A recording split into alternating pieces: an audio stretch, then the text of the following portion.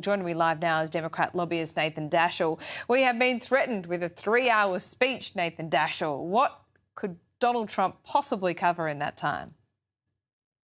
Well, he has a lot to cover. Donald Trump, as you know, is really hurting in the polls right now. His approval rating is now negative 22%.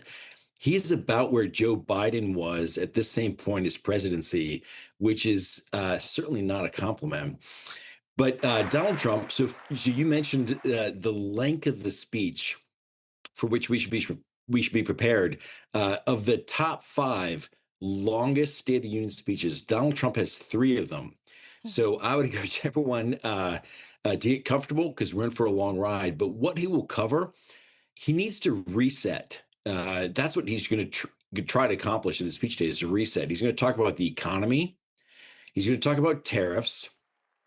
And then he's going to talk about America's 250th birthday, which is coming up. That is going to be a big opportunity for President Trump to kind of celebrate America, which is, of course, core to his brand.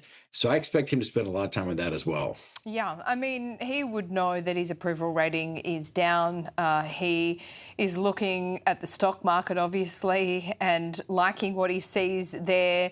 So he has a few good things to talk about, and I expect him to, push up the good and downplay the bad, as every president would do in his position. The Democrats, by boycotting this, what do you think that achieves? Nothing.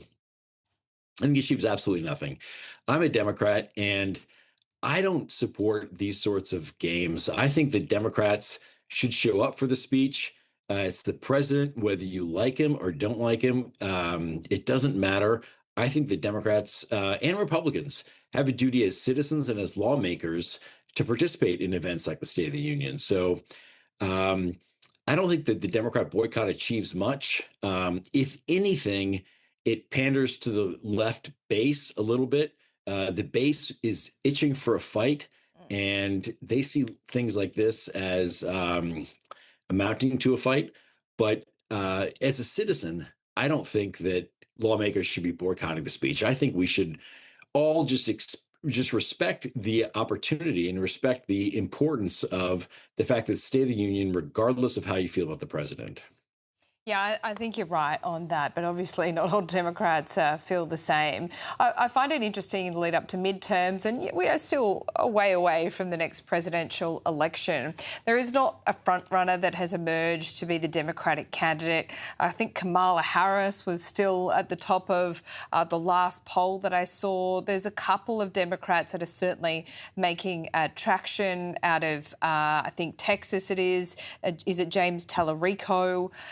Is that a mistake or by design?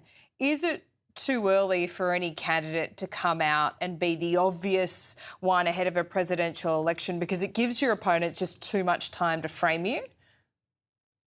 Yes, I would say two things. Number one, even if somebody wanted to be a front runner, it's very difficult to get the national platform that one would want to become the front runner to take on the president.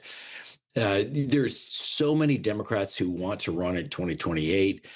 No one has a platform as substantial as the president's, so nobody can really compete with him one-to-one.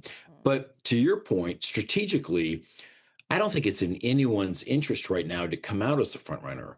The front runner 2.5 years out almost never becomes the nominee because voters are fickle and they change their minds. And whoever is hot and sexy one moment won't be the next. So Yeah, I'm trying to think think, Nathan. I mean, who's a really good example of that?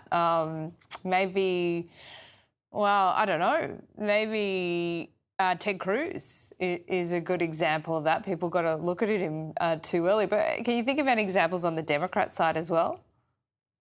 of people. Well, I can count examples of Democrats who started out strong and then Yeah, didn't end up the nominee. But a great example is Jeb Bush in 2016. exactly. That's a good Jeb Bush example. was supposed to be the nominee, and he had all the institutional support, but he dropped out. I don't know, maybe in 3 seconds after Donald Trump got in the race.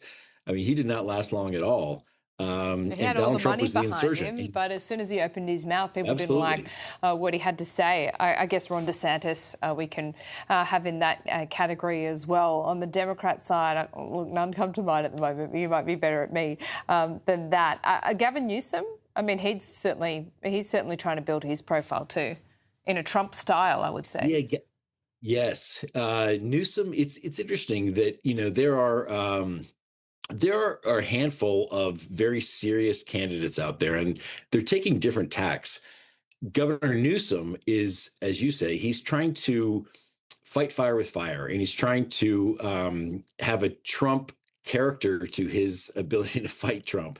He's trolling Trump, um, and I think he gets mixed reactions. On the one hand, he is the one Democrat who's really fighting Trump day to day, and that's to his advantage. On the other hand, he is doing the things that most Democrats just despised about Trump.